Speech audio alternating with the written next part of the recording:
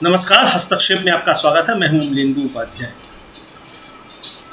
Cease fire के बाद देश की राजनीति एकदम से बदल गई है और विपक्ष अब सरकार के फैसले पर सवाल उठा रहा है और तमाम सवाल पूछे जा रहे हैं जो अब तक नहीं पूछे जा रहे थे। तो क्या है इन सवालों के पीछे और सरकार किस तरीके से घिरी हुई अब नज़र आ रही है, इसी पर चर्चा करने के लिए जेबी लाइव के स्टूडियो में पर चर्चा हुई, उसमें मैंने भी हिस्सा लिया। आइए सुनते हैं उस पर चर्चा के कुछ प्रमुख अंश आभार। अगर आपने हमारा चैनल सब्सक्राइब नहीं किया तो इसको सब्सक्राइब कर लीजिए, वीडियो को लाइक और शेयर कीजिए और कमेंट करके अपनी राय अवश्य दीजिए। नेता प्रतिपक्ष राहुल गांधी ने कल प्रधानमंत्री नरेंद्र मोदी के रगों में गर्म सिंदूर वाले भाषण के बाद पहलगाम हमले को लेकर कुछ सवाल पूछे थे।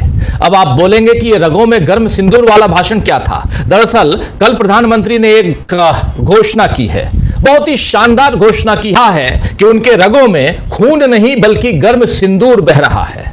तो गर्म सिंदूर नरेंद्र मोदी के रगों में बह रहा है, इसका मतलब उन्होंने जो 2 साल पहले कहा था, साल भर पहले कहा था कि मैं नॉन बायोलॉजिकल हूं, तो वो साबित कर रहे हैं कि वो नॉन बायोलॉजिकल है, क्योंकि रगों में खून बहता है, सिंदूर तो बहता नहीं। खैर, इस पर जब राहुल गांधी ने कल उनके इसी भाषण को कोट करते हुए कुछ सवाल पूछे थे तो भाजपा तिलमिला गई थी, भारतीय जनता पार्टी तिलमिला गई थी और बीजेपी ने राहुल पर हमला करने के लिए अपने नेताओं को आगे बढ़ा दिया था। पूरे देश में अलग अलग जगहों पर बीजेपी नेता राहुल गांधी की देशभक्ति पर अब सवाल उठाने लग गए। उन्हें लगा होगा कि राहुल गांधी इसके बाद रुक जाएंगे, घबरा जाएंगे, डर जाएंगे, लेकिन राहुल ने फिर कुछ सवाल दाग दिए हैं। इस बार मोदी सरकार की विदेश नीति पर राहुल ने सीधा और तीखा हमला बोला है।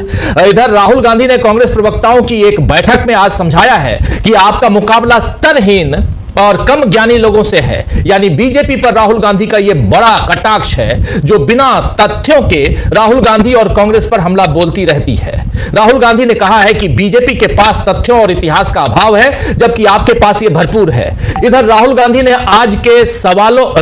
आज के सवालों ने भारत और पाकिस्तान के संबंधों, ऑपरेशन सिंदूर के वक्त अंतरराष्ट्रीय स्तर की जो समर्थन मिलनी चाहिए थी, वो समर्थन की कमी और ट्रंप यानी डोनाल्ड ट्रंप, अमेरिका के राष्ट्रपति के मध्यस्थता वाले विवाद को सुर्खियों में ला दिया है। दरअसल एस जयशंकर जो विदेश मंत्री हैं, उनके एक इंटरव्यू की क्लिप साझा करते हुए राहुल गांधी ने अंग्रेजी में एक ट्वीट किया है और इसमें 3 सवाल पूछे हैं। और इंटरव्यू में जो 3 सवाल पूछे हैं, लेकिन उससे पहले विदेश मंत्री भारत और पाकिस्तान के संघर्ष पर बातचीत करते हुए दिखाई दे रहे हैं। उनसे भारत और पाकिस्तान के संघर्ष के बारे में सवाल पूछा जा रहा है विदेशी पत्रकार से। तो उस पर इसी को कोट करते हुए राहुल गांधी ने पूछा है कि भारत को पाकिस्तान के साथ क्यों जोड़ा गया। पहला सवाल इनका है के साथ क्यों जोड़ा गया। पहला सवाल इनका है कि भारत को पाकिस्तान के साथ क्यों जोड़ा गया। दूसरा सवाल है कि पाकिस्तान की निंदा करने में एक भी देश ने हमारा साथ क्यों नहीं दिया, यह दूसरा सवाल।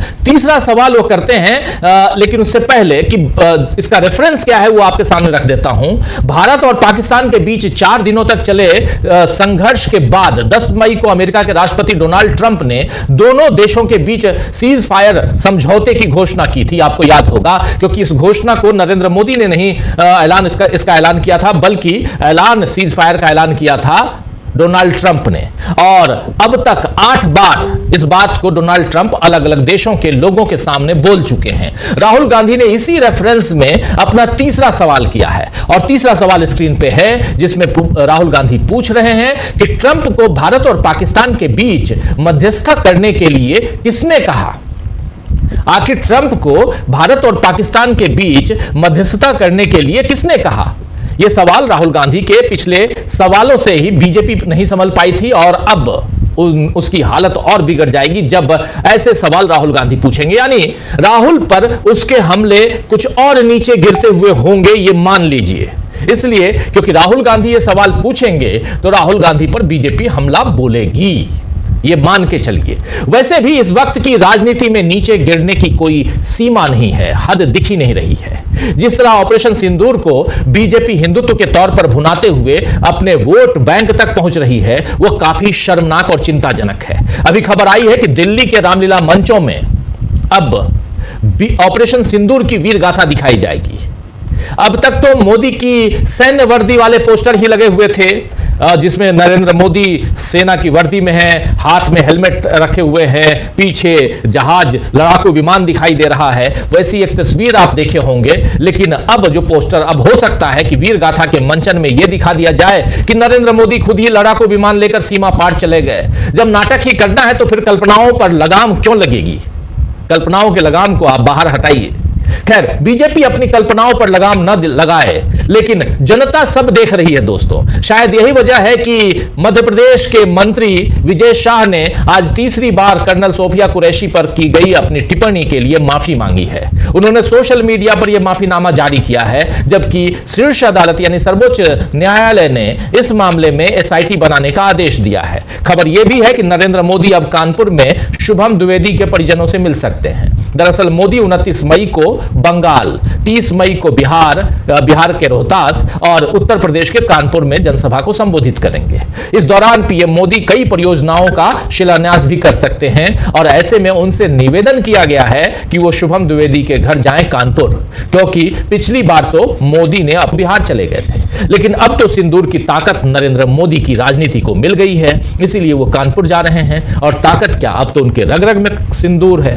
इसीलिए तो शुभम के पिता संजय द्विवेदी ने मांग की है कि उनके बेटे को शहीद का दर्जा दिया जाए। उनकी पत्नी भी राहुल गांधी से यही मांग कर चुकी हैं। आपको याद होगा जब राहुल गांधी शुभम द्विवेदी के घर गए थे कानपुर में। अब देखना होगा कि मोदी पहलगाम के किसी पीड़ित से मिलने की हिम्मत दिखाते हैं या नहीं दिखाते हैं। वैसे राहुल तो पहले ही पीड़ितों से मिल चुके हैं और कल वो पुंछ जाकर पाकिस्तान की गोलीबारी में शहीद हुए लोगों के परिजनों से मिलेंगे। इस बारे में जयराम रमेश ने आज ट्वीट कर तमाम जानकारी दी है। जयराम रमेश के उस ट्वीट को आपके सामने लाना चाहता हूं। जयराम रमेश का ट्वीट जरा स्क्रीन पर ले आइए और उन्होंने क्या कुछ जानकारी दी है ये हम आप तक रखेंगे। और इधर जब जयराम रमेश अपनी बात इसी की जानकारी दे रहे हैं जिसमें कह रहे हैं कि लोकसभा की जानकारी दे रहे हैं जिसमें कह रहे हैं कि लोकसभा में विपक्ष के नेता श्री राहुल गांधी कल यानी 24 मई को पुंछ का दौरा करेंगे, जहां वो हाल ही में पाकिस्तान की गोलीबारी में मारे गए लोगों के शोकाकुल परिजनों से मुलाकात करेंगे। इससे पहले 25 अप्रैल को वे श्रीनगर गए थे, जहां उन्होंने पहलगाम में हुए बर्बर आतंकी हमले में घायल लोगों और अन्य संबंधित पक्षों से मुलाकात की थी। उन्होंने उपराज्यपाल और मुख्यमंत्री से भी भेंट की थी। ये जानकारी यहां पर आधिकारिक तौर पर जयराम रमेश ने दी है। वहीं उमर अब्दुल्ला जो जम्मू कश्मीर के मुख्यमंत्री हैं, उन्होंने भी राहुल गांधी के जम्मू कश्मीर आने पर खुशी जताई है। उमर अब्दुल्ला आ रहे हैं और उसके अलावा तृणमूल कांग्रेस के 5 सदस्य सांसद जो हैं वो वहां पहुंचे हुए हैं और वो भी पुंछ गए हैं, रजौरी गए हैं और ये सारी बातें और सड़क मार्ग से गए हैं, ये बातें यहां बताते हुए उमर अब्दुल्ला। इधर पहलगाम हमले और ऑपरेशन सिंदूर को लेकर देश के भीतर सियासी घमासान मचा है और वहीं जब इधर देश में कुछ घमासान मचा हुआ है और देश के इस घमासान में बार बार ट्रंप साहब जो हैं वो चले आते हैं। ट्रंप साहब के कुछ फैसले सामने आ जाते हैं और ट्रंप साहब आप याद कीजिए कि लगातार ट्रेड की बात कर रहे हैं और उधर नरेंद्र मोदी कह रहे हैं कि टेरर और ट्रेड एक साथ नहीं हो सकता, लेकिन उसी ट्रेड के दम पर ट्रंप साहब सीज फायर करवा देते हैं। लेकिन वहीं अब ट्रंप जो हैं ऐसे फैसले ले रहे हैं जिनसे राहुल गांधी की बात सही साबित होती हुई नजर आती है कि आखिर विदेश नीति किस दिशा में हमारी बढ़ रही है। डोनाल्ड ट्रंप ने कुछ दिन पहले बयान दिया था कि उन्होंने एप्पल के आईफोन भारत में न बनाने की सलाह एप्पल के सीईओ टिम कुक को दी है। आपको याद होगा एप्पल का जो आईफोन है वो भारत में इसका निर्माण होने लगा है और इसको भारत में न बनाए टिम कुक, ये बात उन्होंने कही थी डोनाल्ड ट्रंप ने। आज अब डोनाल्ड ट्रंप सरकार ने टिम कुक को सीधे चेतावनी दे दी है कि भारत में आईफोन अगर बनाएंगे आप और अमेरिका में बेचे गए तो फिर 25% का टैरिफ लगेगा।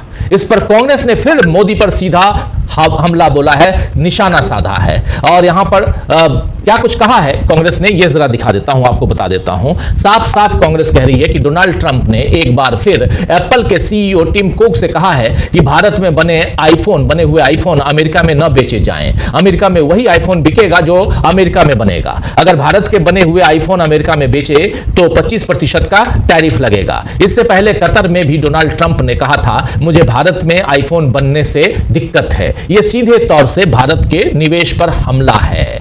क्या नरेंद्र मोदी इस बयान की निंदा करेंगे? ट्रंप लगातार ऐसे बयान दे रहे हैं। है। यहां पर ट्रंप लगातार ऐसे बयान दे रहे हैं जिसका जवाब मोदी सरकार को देना चाहिए, लेकिन मोदी सरकार खामोश है। आखिर इस चुप्पी की क्या वजह है? यहां पर आखिर इस चुप्पी की क्या वजह है? तो कांग्रेस बार बार मोदी की चुप्पी पर सवाल उठा रही है और बीजेपी इस बात से परेशान है कि आखिर राहुल गांधी क्यों चुप नहीं रहते, वो क्यों सवाल करते हैं। इस पर संजय राउत ने राहुल गांधी का साथ देते हुए बीजेपी को बड़ा संदेश दे दिया है। संजय राउत को आप जानते हैं, सांसद हैं राज्यसभा में शिवसेना उद्धव गुट से, यूबीटी से, और वो क्या कह रहे हैं राहुल गांधी। देश में सत्ता और विपक्ष के बीच एक बार फिर तलवारें खिंच गई हैं दोस्तों, और इस लड़ाई में आज राहुल गांधी ने दिल्ली में राष्ट्रीय और राज्य स्तरीय कांग्रेस प्रवक्ताओं को बड़ी नसीहत दी है। पार्टी प्रवक्ताओं को मंत्र देते हुए, नसीहत देते हुए राहुल गांधी ने कहा है कि आपका मुकाबला स्तरहीन और कम ज्ञानी लोगों से है। आपको उस स्तर पर उतरकर बहस नहीं करनी चाहिए, नहीं करनी है। अपना पक्ष आक्रामक तरीके से रखें। बीजेपी के पास तथ्यों और इतिहास का अभाव है जो आपके पास भरपूर है। देश भर से आए करीब 140 प्रवक्ताओं और मीडिया पैनलिस्ट से राहुल गांधी ने कहा कि बीजेपी के ट्रैप में नहीं फंसना है। टीवी डिबेट में अपना पक्ष आक्रामक तरीके से रखें, बिल्कुल भी डिफेंसिव नहीं होना है। बीजेपी के पास तथ्यों और इतिहास का अभाव है जो आपके पास भरपूर है, इसका पूरा इस्तेमाल कीजिए।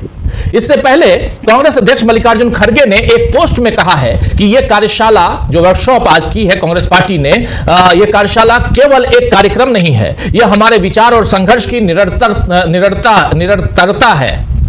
और इधर नीति आयोग की बैठक में भाग लेने आए तमिलनाडु के सीएम स्टालिन ने आज राहुल गांधी और सोनिया गांधी से मुलाकात की।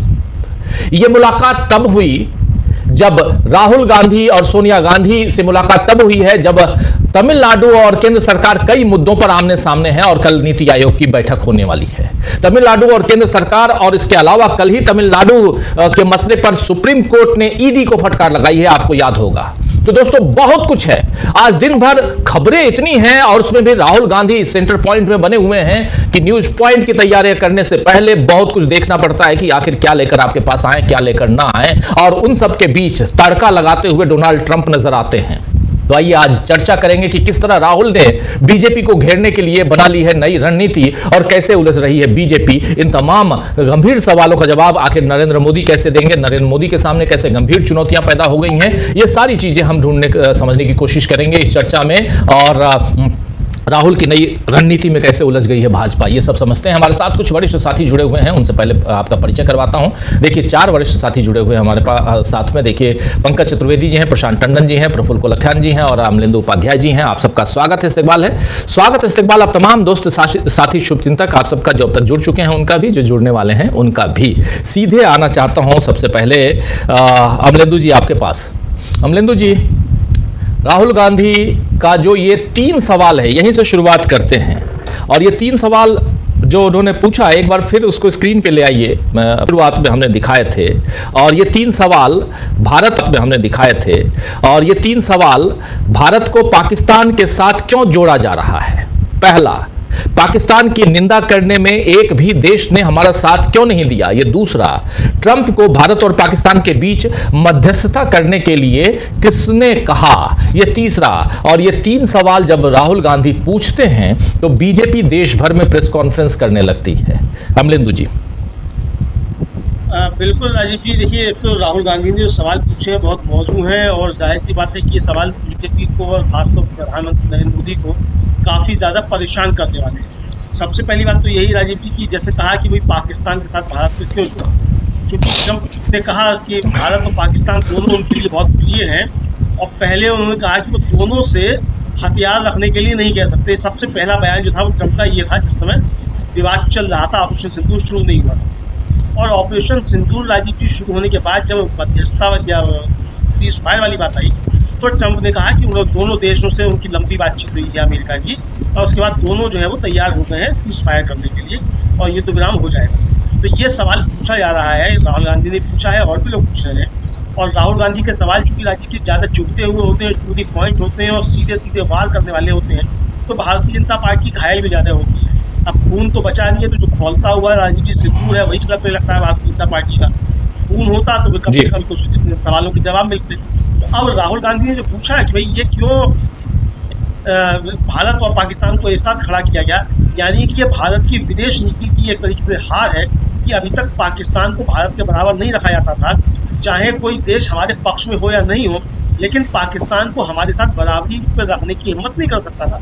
लेकिन आज राजीव जी 11 वर्षों की मोदी सरकार की विदेश नीति का परिणाम ये है कि आज भारत और पाकिस्तान को कोई भी दुनिया का देश बात कर रहा है तो वो एक साथ रखकर बात कर रहा है। और यहाँ तक कहा जा रहा है कि दोनों परमाणु संपन्न राष्ट्र हैं, तो परमाणु संपन्न राष्ट्र तो पहले भी थे, लेकिन पहले तो कभी पाकिस्तान को भारत के साथ इस तरीके से नहीं रखा गया। तो जाहिर सी बात है कि राहुल गांधी ने सवाल पूछे वो काफ़ी ज़्यादा परेशान करने वाले प्रधानमंत्री नरेंद्र मोदी को है। तो जो मध्यस्थता वाली बात है राजीव जी, ये जाहिर सी बात है कि किसने कहा ट्रम्प से क्या मध्यस्थता की थी, क्योंकि ट्रम्प तो बार बार कह रहे हैं कि हमने मध्यस्थता की, हमने ही रुकवाया। 8वीं बार कल फिर कह दिया ट्रम्प ने, लेकिन नरेंद्र मोदी के मुख से एक बार भी ट्रम्प का नाम नहीं निकला है और ये जवाब नहीं आया है कि ट्रम्प साहब आप झूठ बोल रहे हैं, आपने मध्यस्थता नहीं कराई है। और जैसा कि मोदी ने कल कहा बीकानेर में साहब पाकिस्तान जो था वो गिड़गिड़ाया, और राष्ट्रगान संदेश में भी कहा कि पाकिस्तान गिड़गिड़ाया, तब हमने जो था वो सीज फायर किया। तो यही बात आप खुलकर ट्रम्प का नाम लेकर क्यों नहीं कह सकते कि ट्रम्प साहब आप गलत बयानी कर रहे हैं, पाकिस्तान हमारे सामने आके गिड़गिड़ाया था तब हमने सीज फायर किया। इतनी बात कहने में मोदी का क्या जा रहा है, अगर ट्रम्प का कोई इसमें योगदान नहीं है और ट्रम्प ने अगर इस बार नहीं करवाया है। तो राजीव जी ये सवाल भारतीय जनता पार्टी को काफ़ी ज़्यादा परेशान करने वाले हैं, और प्रधानमंत्री नरेंद्र मोदी जिस तरीके से अपनी बातें रख रहे हैं उनको भी ये काफ़ी ज़्यादा बेचैन करने वाले हैं।